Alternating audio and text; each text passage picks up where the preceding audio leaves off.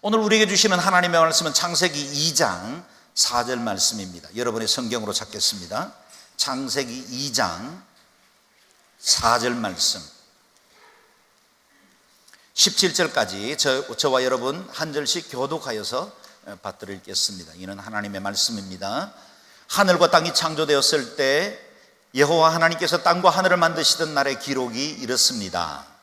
여호와 하나님께서 아직 땅에 비를 내리지 않으셨고 땅을 일굴 사람도 없었으므로 들에는 나무가 아직 없었고 땅에는 풀조차 나지 않았습니다.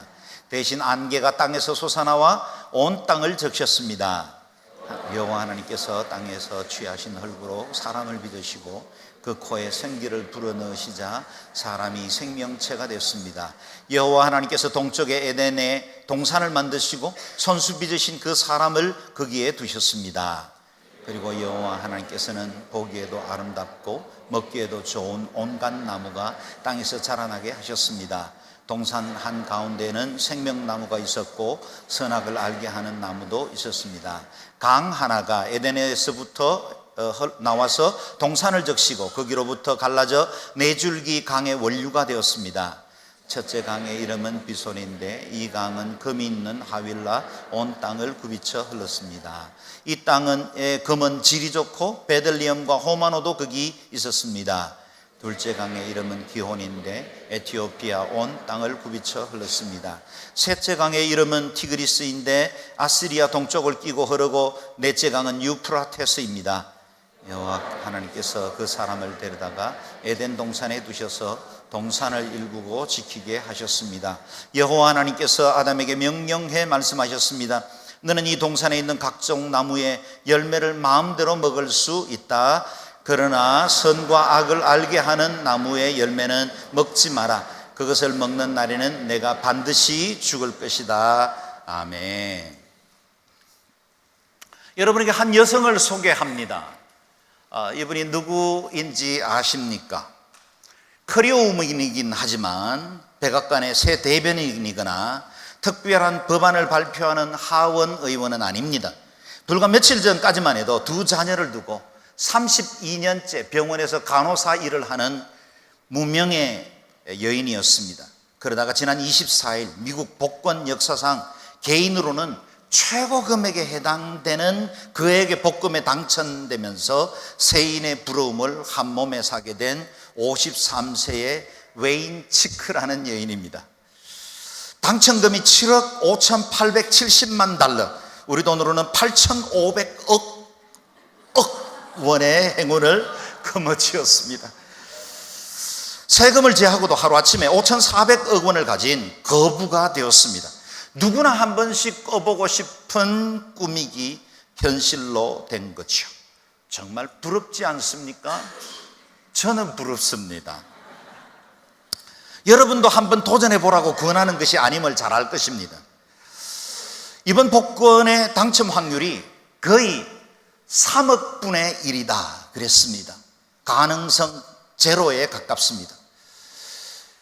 그리스도인들은 복권이나 도박 같은 헛된 꿈 몽상 버리는 것이 좋다고 생각합니다. 그런데 여러분, 이보다 더 큰 사건과 기적이 저와 여러분에게 일어났다는 사실을 아십니까? 우리가 하나님의 재창조인 우리의 어머니와 아버지들이 같이 잠자리를 함으로 생겨나게 된 나는 3억 개의 정자가 그 중에 한 남자와 만남으로 이루어졌다는 거예요. 적어도 저와 여러분 이 자리에 앉아 계신 분들은 3억 분의 1의 가능성을 뚫고 여기까지 재창조된 사람들입니다. 뿐만 아니라 여러분 부부끼리 앉아 계신다면 여러분 옆에 앉아 있는 아내와 남편은 30억 분의 1의 만남을 통해서 가정을 이루게 되었습니다. 뿐만 아니라 예수 그리스도를 만났고 영원하신 하나님의 자녀가 되었습니다. 천국 백성이 되었고 잃어버린 영생을 찾았고 그리고 하나님의 형상으로 지음받았다는 사실을 알고 우리 인생을 고귀하고 가치 있게 여길 수 있는 특권을 누렸습니다. 저와 여러분이야말로 로또 맞은 인생인 줄로 믿습니다. 이 세상의 그 어떤 복권 당첨과 행운도 비교할 수 없는 크나큰 복과 영원한 은혜가 피조된 우리에게 주어졌다는 사실입니다. 지난 2주일에 걸쳐서 저와 여러분은 하나님의 형상으로 지음받은 고귀한 존재라는 사실을 묵상했습니다. 오늘 한 주 더 각 캠퍼스에서 자유본문으로 설교하게 되어서 내친 김에 인간 창조에 대해서 좀 더 깊이 묵상하려고 2장 본문을 선택했습니다. 오늘 우리가 함께 읽었던 창세기 2장 말씀은 이 1장에 기록된 하나님의 인간 창조에 대한 해설에 해당된다 해도 과언이 아닙니다. 그러나 1장과 2장의 창조 기록은 몇 가지 점에서 앵글이 다릅니다. 1장은 온 세상을 지으시는 하나님이 중심이 되어 있습니다. 2장은 하나님께서 인간이라는 한 개체에 집중하고 있는 것을 보게 됩니다. 그래서 1장에서는 하나님을 엘로힘, 영어에는 일반적으로 우리가 부르는 God, 우리의 과거의 하늘님 정도 될까요? 그런 정도의 일반적인 명칭을 썼습니다. 그런데 2장 각 개인에게 집중하면서부터는 그 하나님이 바로 여호와 하나님이시다 라는 사실을 밝히고 있습니다. 1장의 하나님은 광대한 우주를 지으신 위대하신 하나님이지만 2장의 하나님은 한 인간에게 집중하시는 관계적인 하나님으로 그려지고 있습니다. 인간의 역사 속에 내려오셔서 임하시는 인격적인 하나님, 그 하나님이 2장에 기록되어 있습니다. 스케일 면에서도 차이가 납니다. 1장이 전 우주를 노래하는 교향곡 연주를 하는 오케스트라라면 2장은 마치 몇 개의 악기들을 모아서 연주하는 앙상블에 해당된다, 그렇게 비교할 수 있겠습니다. 자, 이제 오늘의 말씀이 연주되는 앙상블의 무대로 여러분을 초대합니다. 4절에서 6절 말씀을 같이 읽겠습니다. 시작. 하늘과 땅이 창조되었을 때 여호와 하나님께서 땅과 하늘을 만드시던 날의 기록이 이렇습니다. 여호와 하나님께서 아직 땅에 비를 내리지 않으셨고 땅을 일굴 사람도 없었으므로 들에는 나무가 아직 없었고 땅에는 풀조차 나지 않았습니다. 대신 안개가 땅에서 솟아나와 온 땅을 적셨습니다. 아멘. 어떤 느낌이 드세요? 오늘 본문을 읽을 때는 상당히 회화적이다 라는 사실을 알게 되죠. 히브리인들의 사고방식은 언제나 그림으로 그려집니다. 그래서 히브리 성경이 기록된 내용들을 읽으면 시편을 묵상해 보면 한 편의 그림을 그리는 것처럼 마치 오늘날의 애니메이션 드라마를 만들어 갈 때 그림을 그려낼 수 있는 것처럼 회화적으로 시각적으로 우리에게 다가옵니다. 말씀 안으로 한번 들어가 볼까요? 천지 만물은 사람의 손길이 전혀 닿기 전이 원시 상태의 자연이었습니다. 아직 자연은 이와 같은 나무도 풀도 자라나지 않는 그야말로 원재료만 존재하던 때였죠. 아직 비나 눈이 존재하지 않았던 때였습니다. 그럼에도 불구하고 온 땅이 촉촉하게 기름진 땅이 될 수 있었던 것은 땅에서 올라온 안개가 땅을 적셨다 그랬습니다. 당시에는 하늘 궁창이 깨어지지 않은 상태였습니다. 노아 홍수 이전이었기 때문이죠. 그래서 마치 온실 효과처럼 모든 천하 만물들이 아주 촉촉한 땅으로 원재료의 모습, 그것을 그대로 유지하고 있었다는 겁니다. 그런데 그 땅에 원천에서 무언가 꿈틀거리기 시작합니다.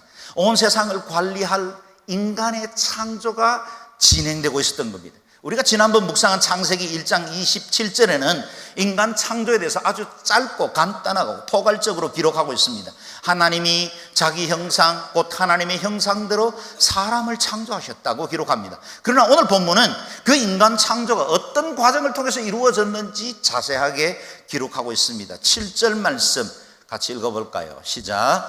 여호와 하나님께서 땅에서 취하신 흙으로 사람을 빚으시고 그 코에 생기를 불어넣으시자 사람이 생명체가 되었습니다. 아멘. 세상의 모든 만물들은 1월 성신은 하나님의 말씀으로 지으셨어요. 말씀으로 명하시면 그대로 되었습니다.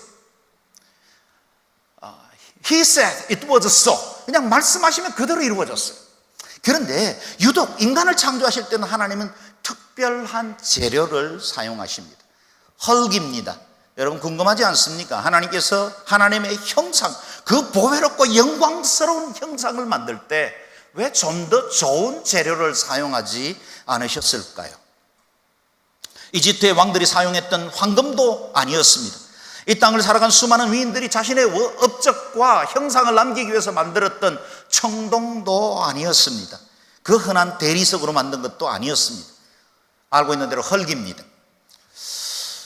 여러분과 나의 본질이 되었던 이 재료를 곰곰이 묵상해 보면 우리의 인생관이 나옵니다. 내가 어떤 존재인지를 확인할 수 있는 거지요. 사람이 무엇입니까? 간단하게 정의하면 이렇습니다. 흙과 하나님의 생기, 두 가지로 이루어졌습니다.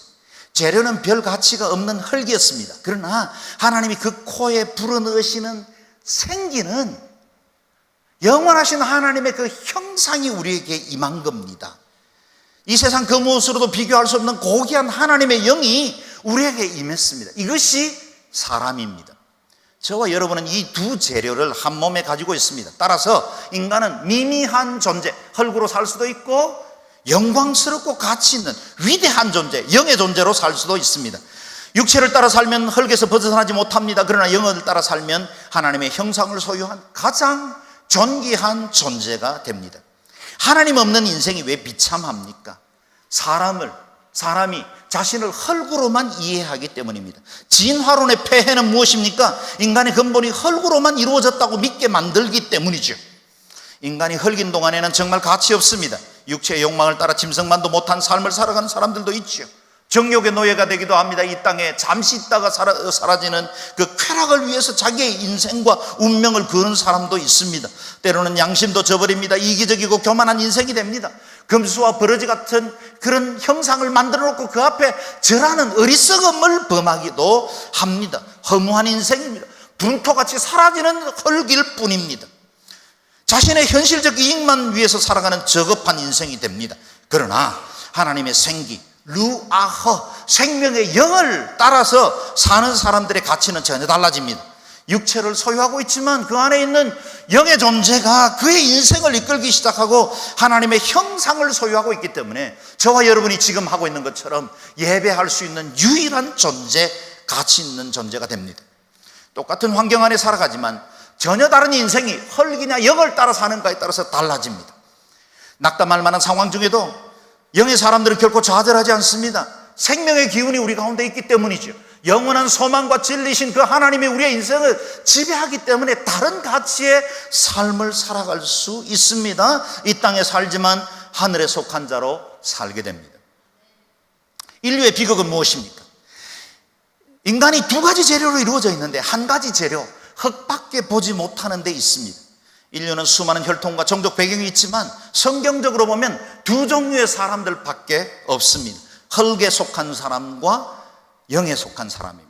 흙에 속한 사람은 육신에 따라서 살아가는 사람이죠. 육에 속한 사람은 사망이요, 영에 속한 사람은 생명이라고 갈라디아서는 말하고 있습니다. 흙을 따라 사는 사람은 흙과 함께 분토되어 사라질 것이지만 하나님의 생기를 따라 사는 사람은 영원한 하나님의 천국, 그 영생을 누리는 복된 인생으로 살아갈 수 있습니다. 영원하지 않는 것을 위해 영원한 것을 뒷전으로 밀어두는 어리석은 삶이 되지 않기를 주의 이름으로 축원합니다. 지혜로운 사람은 어느 날 주께서 얼마간 우리에게 빌려주신 모든 것을 거두어 드리는 날이 있음을 알고 양도된 그 모든 것 다 털어버리고 시한부 인생으로 살아간다는 사실을 깨닫는 사람입니다. 지혜로운 사람의 고백이 시편에 있는데요, 104편을 같이 읽어보겠습니다. 시작. 주께서 양식을 주시면 그들이 모이고 주께서 손을 펴시면 아주 만족하다가 주께서 얼굴을 숨기시면 불안해하고 그들의 숨을 거두시면 죽어서 흙으로 되돌아갑니다. 시편 기자가 고백한 것처럼 우리의 모든 가진 것들은 다 하나님이 공급해 주시는 것들입니다.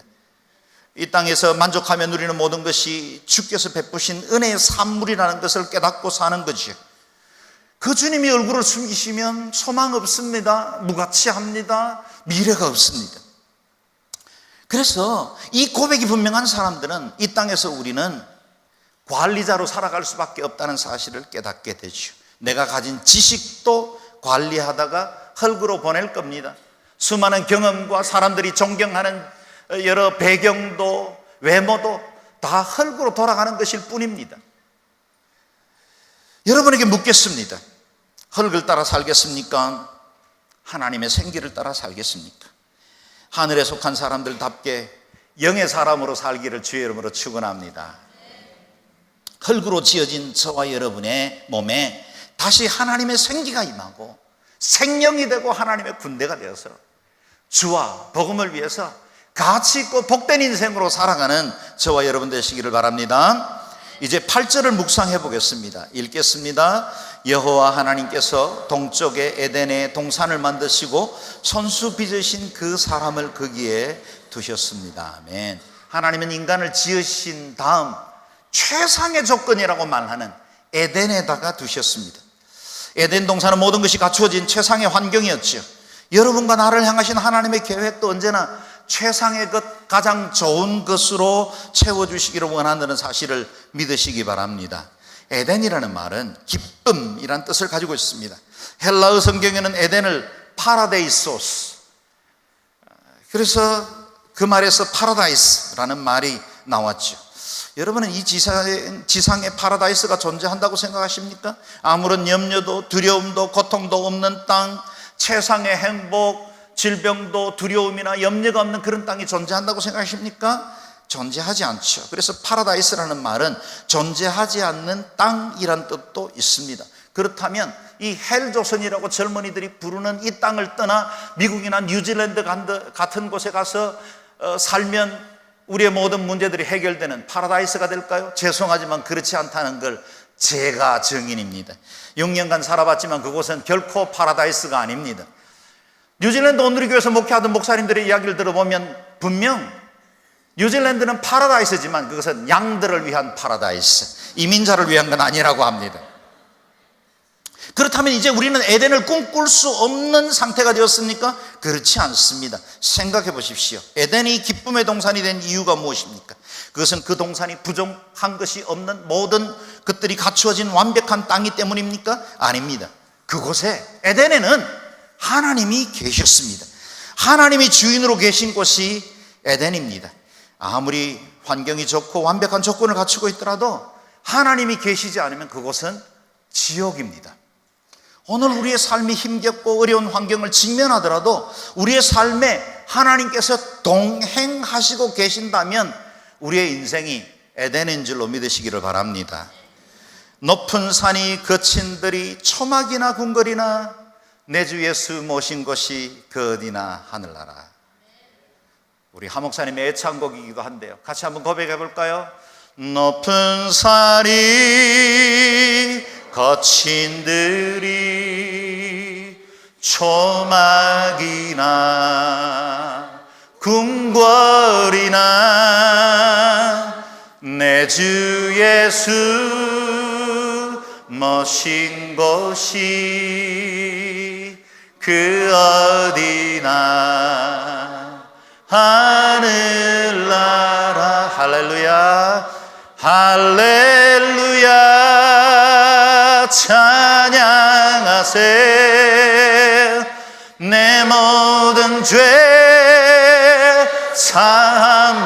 사함받고 주 예수와 동행하니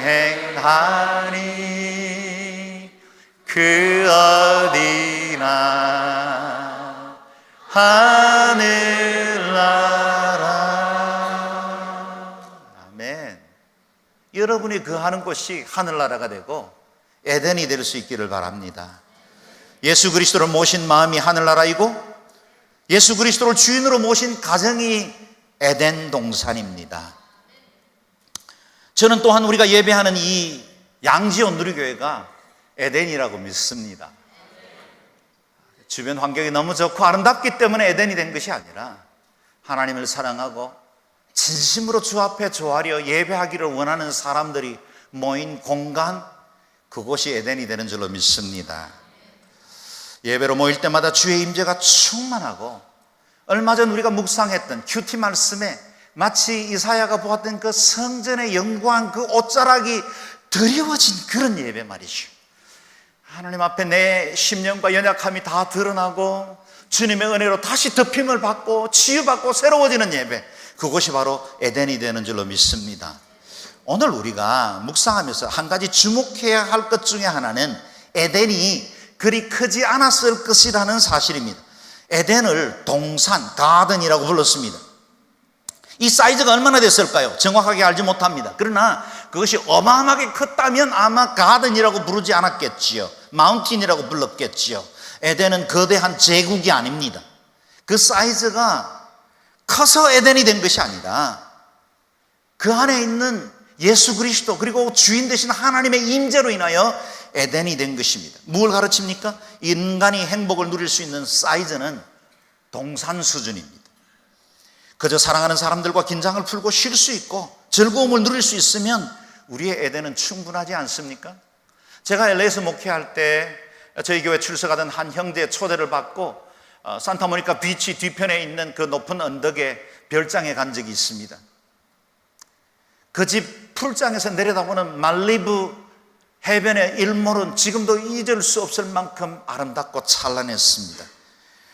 그 집 대리석으로 이루어진 그 멋진 집과 부러워할 만한 완벽한 음향 시스템, 편안한 소파와 최고의 주방 시설, 무엇 하나 부럽지 않은 것이 없었습니다. 그렇다면 그 집에 사는 사람들은 그곳을 에덴이라고 여기며 살고 있었을까요? 결코 그렇지 않았습니다. 그 형제의 아버지는 식물인간이 된 채로 병원에 입원한 지 6년이 넘었습니다.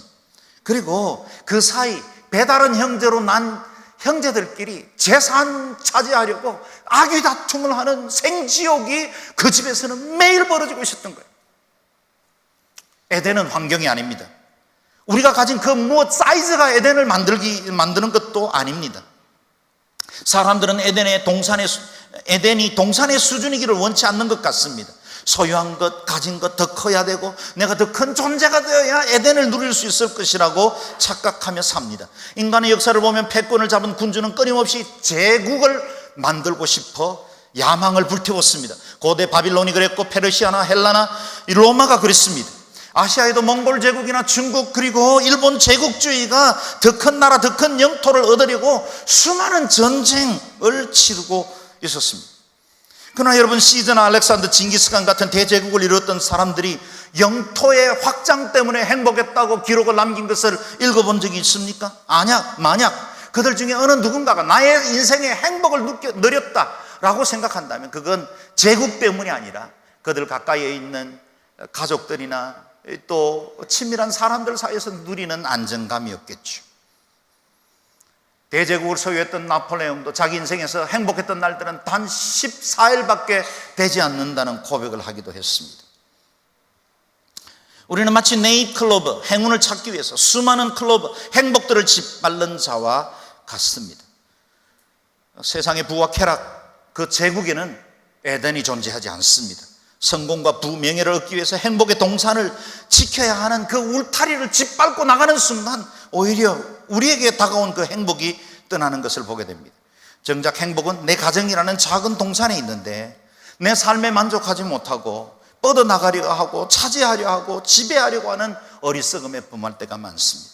돈, 섹스, 권력, 이것은 끊임없이 우리를 동산 밖으로 나오라고, 더 큰 것을 가지라고 자극적이고 충동적인 자태로 유혹합니다. 그러나 여러분 기억하십시오.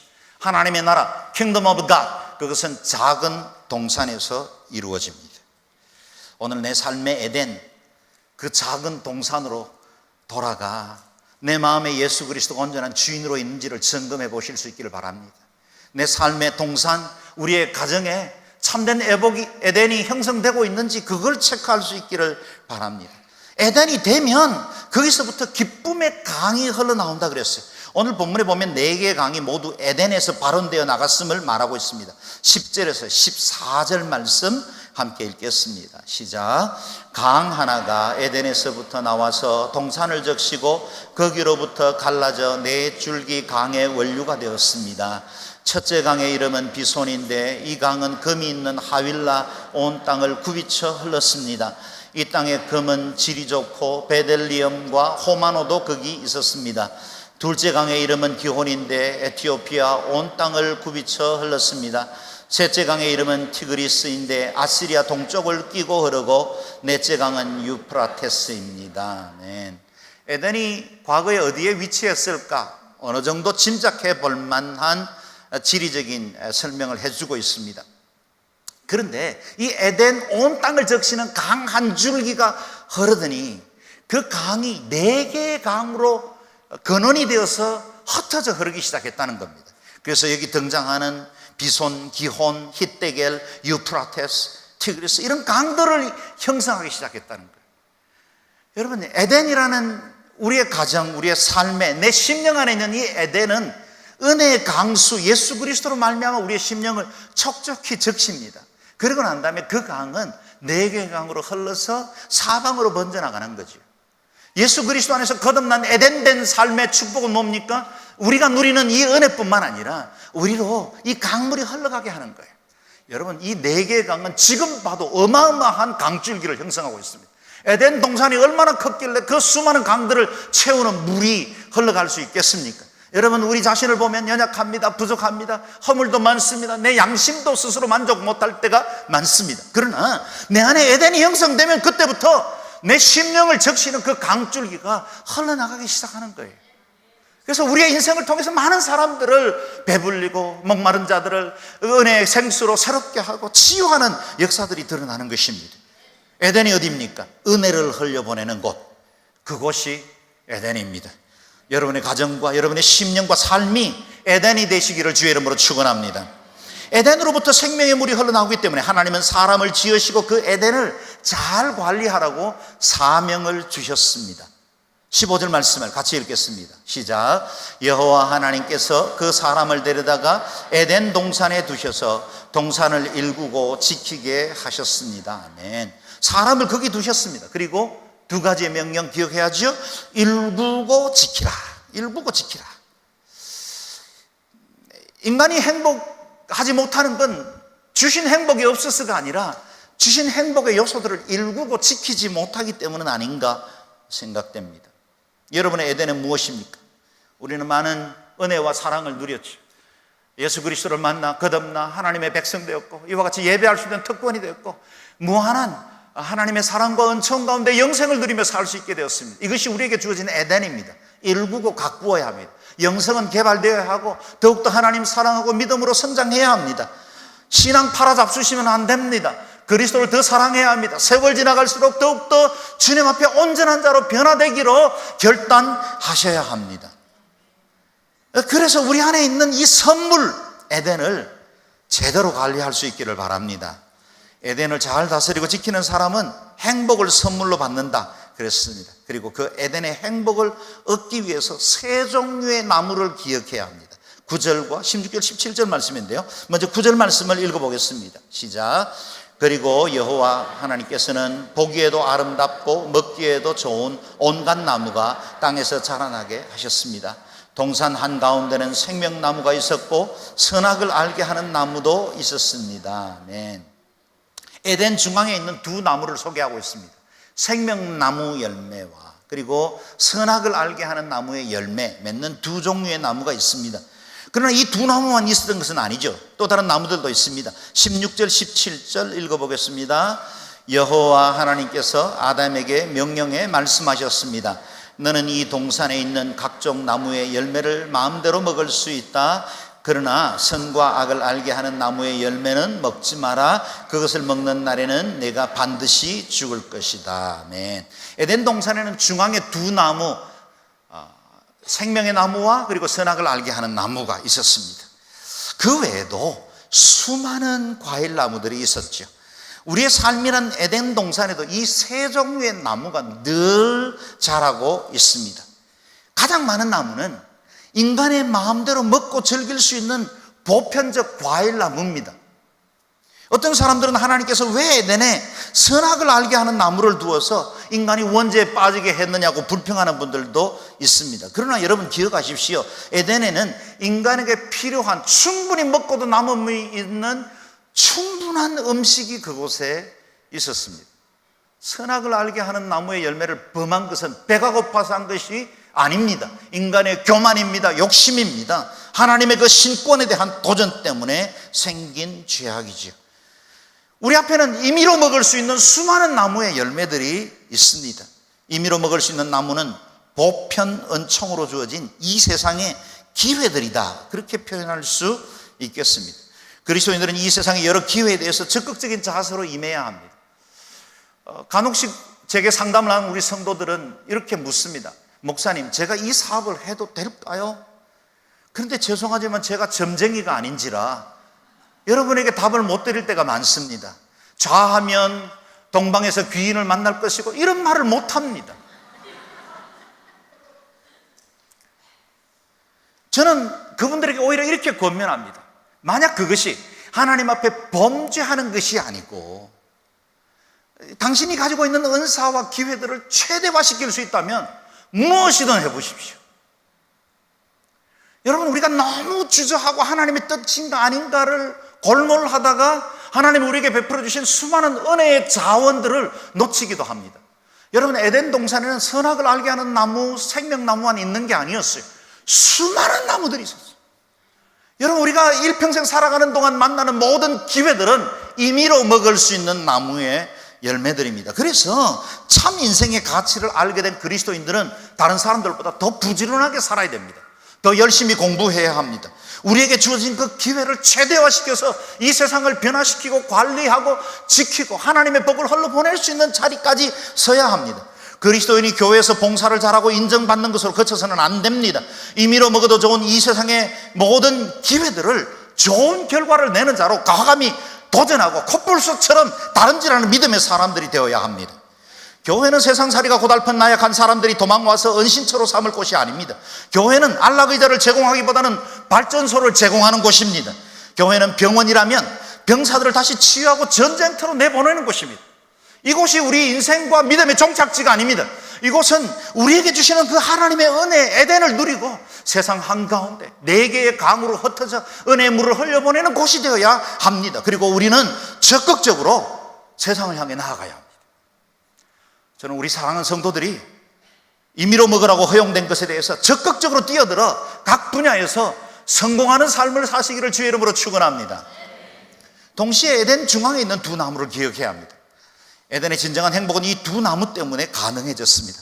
많은 사람들이 묻습니다. 전지전능하신 하나님은 인간이 선악과를 범할 걸 미리 알지 않았습니까? 그런데 왜 거기 두셨습니까? 라고 묻습니다. 우리는 선악과를 두신 하나님의 계획을 다 알 수는 없습니다. 여러 가지 해석도 가능합니다. 그러나 한 가지 분명한 것은 선악과는 우리에게 축복의 나무이지 처음부터 저주스러운 나무가 아니었다는 사실입니다. 에덴 동산에 있었다면 그 모든 것은 하나님의 축복을 드러내는 산물들이었을 거예요. 어떻게 선악과가 축복입니까? 첫 번째는 선악과 때문에 우리는 하나님의 형상 곧 완전한 자유의지를 가진 존재가 되었습니다.